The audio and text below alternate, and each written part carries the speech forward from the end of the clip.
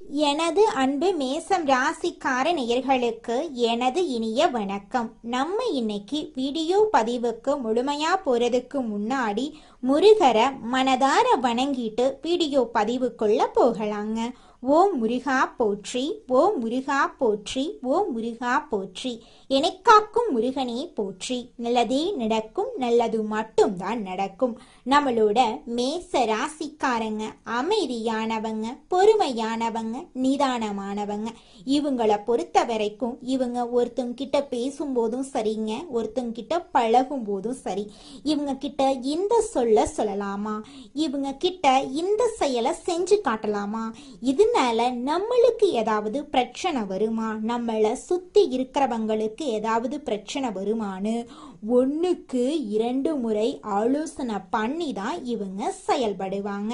உண்மைக்கு புறம்பா எந்த காலத்திலையும் எந்த ஒரு செயலையும் இவங்க செய்ய மாட்டாங்க.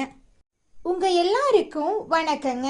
இந்த அற்புதமான நேரலைக்கு வரக்கூடிய அனைத்து நல்லுள்ளங்களுக்கும் வணக்கங்கள் மற்றும் வாழ்த்துக்களுங்க. தொடர்ந்து நீங்க பார்த்துக்கிட்டு இருக்கிற எல்லா பதிவுகளும் உங்களுக்கு நல்லதை கொண்டு வந்து சேர்த்துக்கிட்டு இருக்குன்னா இந்த நல்லதை ஈர்த்த நபரே நீங்க தாங்க.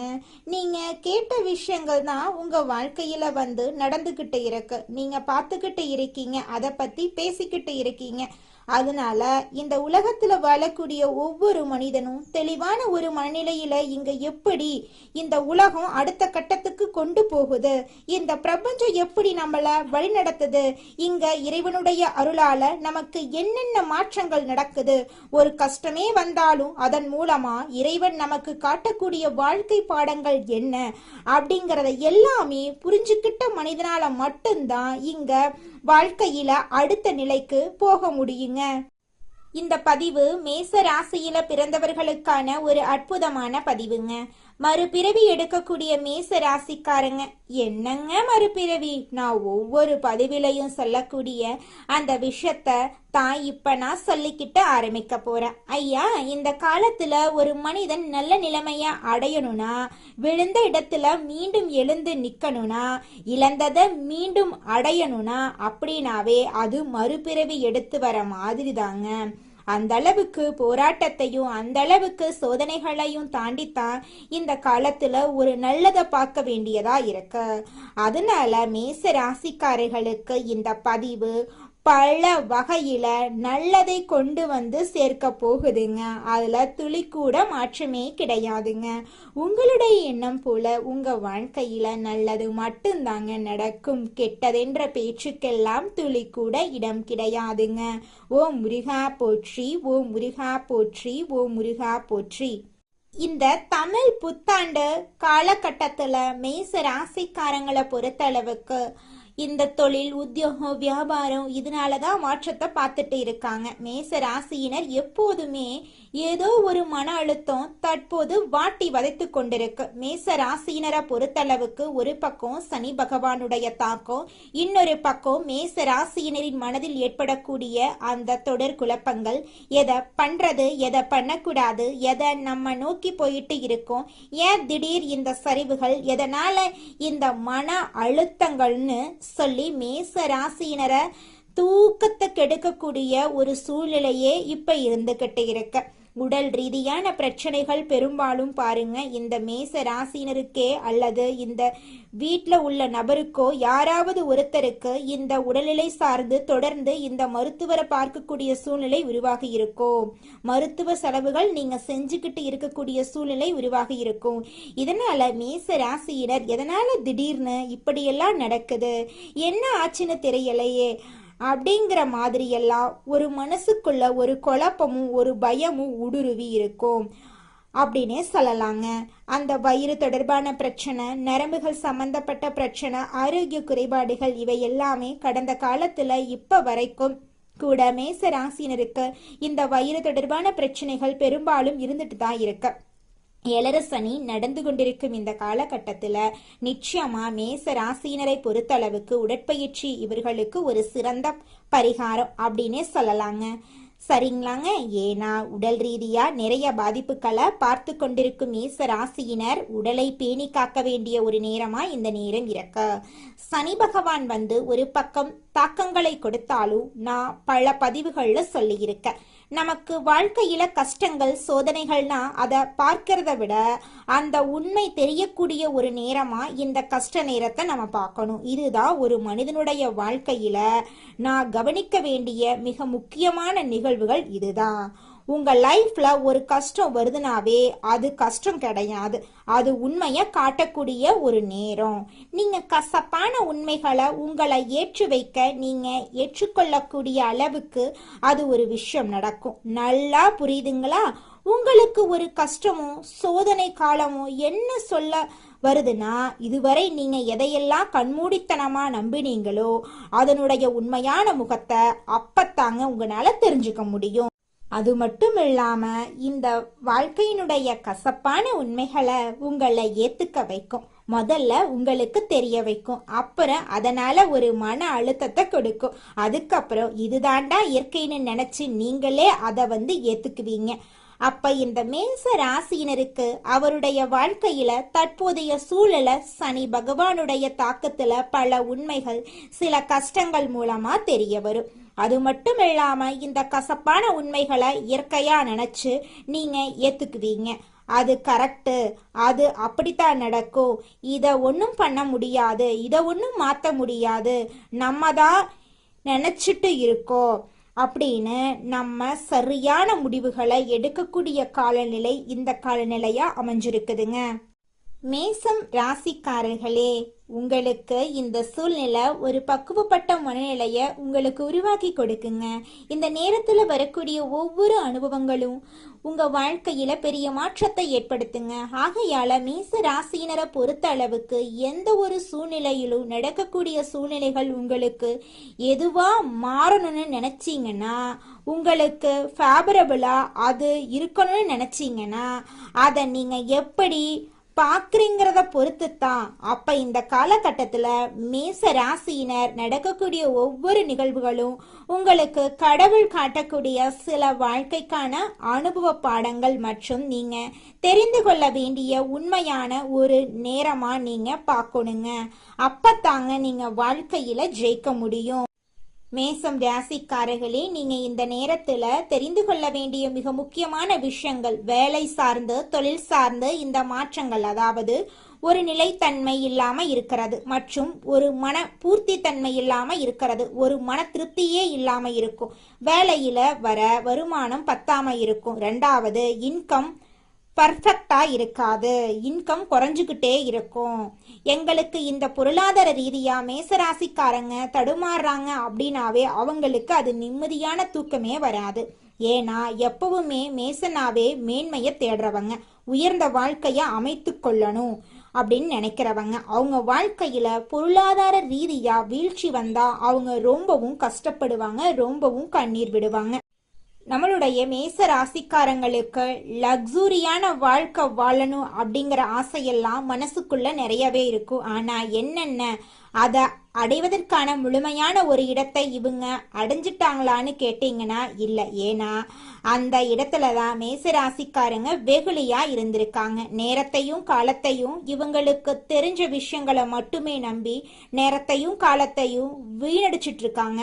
ஆனா இந்த வாழ்க்கைக்கான பாடங்கள் ஒவ்வொன்றும் இவங்களுக்கு காட்டக்கூடிய அந்த உண்மை அனுபவங்களை பொறுத்து தான் மேச ராசிக்காரங்களுக்கு லைஃப்னா இதுதான், வாழ்க்கைனா இதுதான், மனிதர்கள் இப்படித்தான் இருப்பாங்க, இப்படித்தான் நம்ம நடந்துக்கணும், எல்லாமே அந்த பாதி காலம் போனதுக்கு அப்புறம்தான் உங்களுக்கு தெரியுது. ஒரு 30-35 வயசானதுக்கு அப்புறம்தான் வாழ்க்கைனா என்னன்னே இவங்க பெரும்பாலும் புரிஞ்சுக்கிறாங்க. ஆகையால இந்த காலகட்டம், இந்த தமிழ் புத்தாண்டுக்கு பிறகு வரக்கூடிய கிரகநிலை மாற்றங்கள் உங்களுக்கு சாதகமா இருக்க போகுது. உங்களுடைய ஆசைகள் கனவுகள் எல்லாமே இந்த காலகட்டத்துல நிறைவேற போகுதுங்க. மேசம் ராசிக்காரர்களே, உங்களுக்கு இந்த காலகட்டத்தில் பொறுமை தேவை, அதே போல கவனமும் தேவை. உடல்நிலையில கவனம் தேவை. நண்பர்கள் சொந்தக்காரர்கள் மத்தியில இவங்க கிட்ட எல்லாத்துலேயுமே அளவோட இந்த நேரத்தில் பேசுறது நல்லது. ஆன்மீகத்தில் அதிக ஈடுபாடு ஏற்படுங்க. குறிப்பா மேச ராசினா இந்த 2026 முடிகிறதுக்குள்ள திருச்செந்தூர் முருகன் கோவிலுக்கு போய் நீங்க வழிபாடு செய்து வரது அற்புதமான ஏற்றத்தை கொடுக்குங்க. போயிட்டு வந்த உடனே ஒரு நல்ல செய்தி உங்க காதுகளில் வந்து விழுங்க. நான் போன பதிவுகளையே நான் சொல்லி இருந்தேன், முருக வழிபாடு உங்களுக்கு நல்ல மாற்றத்தை கொடுக்கும் அப்படின்னு சொல்லி திருச்செந்தூர் முருகன் கோயிலுக்கு சென்று நீங்க முருகன் வழிபாடு செய்து வரது உங்களுக்கு நல்ல மாற்றத்தையும் முன்னேற்றத்தையும் கொண்டு வந்து கொடுக்குங்க. அது மட்டும் இல்லாம மனக்குழப்பங்கள் தீரும். நீங்க ஐயா இந்த ராசியினர் உங்க வீட்டில் இருந்தாங்க அல்லது நீங்க இந்த ராசிக்காரர்களா இருக்கீங்க அப்படின்னா நீங்க நல்லா கவனிச்சு பாருங்க. பழகக்கூடிய சகவாசங்கள் ரொம்ப ரொம்ப முக்கியம். இவங்க ஒவ்வொரு முறையும் ஒருத்தர் கூட சேர்ந்து பழகி அவங்க வேலைக்கான நபரா இருக்கலாம், தொழிலுக்கான நபரா இருக்கலாம். ஆனா அந்த பழக்கத்தின் கடைசியில தான் இவங்களுக்கு தெரியும் நம்ம ஏன் வந்து இவங்க கூட சேர்ந்தோம், இவங்க கூட ஏன் பேசணும், ஏன் இது சொந்தக்காரங்க மத்தியிலையும் இவங்களுக்கு இப்படிப்பட்ட அனுபவங்கள் தான் பெரும்பாலும் கிடைக்கும். யாரை வந்து பெரும்பாலும் அதிகமா நம்புறீங்களோ அவங்களாலேயே சில நேரங்கள்ல இவங்களுக்கு மன கஷ்டங்களும் மன அழுத்தங்களும் உருவாகும், மனஸ்தாபங்கள் உருவாகும். அதனால எல்லார்கிட்டையும் பழகும் போது கொஞ்சம் எச்சரிக்கையா பழகுங்க. அதுதான் உங்க வாழ்க்கைக்கு ரொம்பவும் நல்லதுங்க. நாம யார் மேல அதிகமா அன்பு பாசம் வச்சிருக்கோமோ அவங்களே வார்த்தைகளால காயப்படுத்துறது. ஏன் வார்த்தைகளால காயப்படுத்துறாங்க? ஒரு மனிதனுடைய சூழ்நிலை என்று தடுமாறுதோ, என்னைக்கு ஒரு மனிதன் பொருளாதார ரீதியா தடுமாறானோ அன்னைக்கு அவனை சுற்றியுள்ள நபர்களுக்கு சில நபர்கள் அவனை வந்து ஏளனமா பாக்குறாங்க, கேவலமா பேசுறது, அப்புறம் அவன் மனசு கஷ்டப்படுற மாதிரி நடந்துக்கிறது அப்படிங்கிற மாதிரி சில விஷயங்களை பண்றாங்க. பொதுவாகவே ஒரு மனிதன் பொருளாதார ரீதியா தடுமாறும் பொழுது அவனை சுத்தியுள்ள சில நபர்கள் அவனை வந்து கேவலமா பாக்குறது, பேசுறது இதெல்லாம் பண்ணுவாங்க. அப்புறம் திரும்ப அவன் நல்ல பொருளாதார நிலையில நல்ல நிலைமைக்கு திரும்ப வந்து அவங்க கூட ஒன்னா சேர்ந்து ஒன்னும் தெரியாத மாதிரி சேர்ந்துருவாங்க. இப்படிப்பட்ட நபர்கள் எல்லாம் இங்க நிறைய பேர் இருக்கதான் செய்யறாங்க இந்த உலகத்துல. அப்ப மேச ராசிக்காரங்க இந்த பொருளாதார ரீதியா இப்ப தடுமாற்றத்தை சந்தித்து கொண்டிருக்கிறதுனால உங்களுக்கு அந்த மன ரீதியான அழுத்தங்கள் இந்த நேரத்துல வந்துகிட்டு இருக்கும். உங்க வாழ்க்கையில நிறைய பிரச்சனைகள் வந்துகிட்டு இருக்கும். அதை கண்டு நீங்க அச்சப்படக்கூடாது, கவனமா இருக்கணும். அடுத்ததாக மேசம் ராசியில் இருக்கக்கூடிய ஒவ்வொரு நட்சத்திரக்காரர்களுக்கும் இந்த மாதம் எப்படி இருக்குன்னு பார்க்கலாங்க. நம்மளோட மேசம் ராசியில் இருக்கக்கூடிய முதல் நட்சத்திரம் அஸ்வினி. உங்களுக்கு இந்த மாதம் எப்படி இருக்குன்னு பார்க்கலாங்க. இந்த மாதம் தங்களோட முழு திறமைகளையும் காட்டினீங்கன்னா மட்டும்தான் நீங்க எடுத்த காரியத்துல ஜெயிக்க முடியும். வெளியூர் பயணங்கள் உங்களுக்கு சாதகமா முடியுங்க. ஒரே நேரத்துல பலவிதமான வாய்ப்புகள் உங்களை தேடி வரப்போகுது. திருமணம் ஆகாதவங்களுக்கு திருமண தடை நீங்கி உங்களுக்கேற்ற சரியான வாழ்க்கை துணையோடு திருமணம் நடக்க போகுது.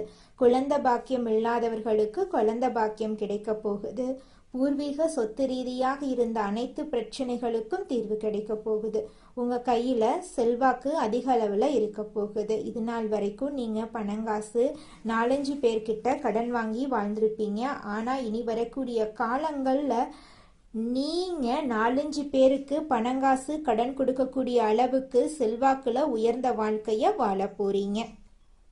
அடுத்ததாக நம்முடைய மேசம் ராசியில் இருக்கக்கூடிய நட்சத்திரம் பரணி. உங்களுக்கு இந்த மாதம் எப்படி இருக்குன்னு பார்க்கலாங்க. இந்த மாதம் எதிர்பார்த்த காரியங்கள் திருப்திகரமா முடியும். நெருக்கடியாக இருந்த பிரச்சனைகள் நீங்க போகுது. பணவரத்து அதிகரிக்கும். திட்டமிட்ட காரியங்களை சிறப்பா செஞ்சு முடிப்பீங்க. பயணங்களும் அவற்றால நன்மைகளும் உண்டாகும். சொன்ன சொல்ல காப்பாற்ற பாடுபடுவீங்க.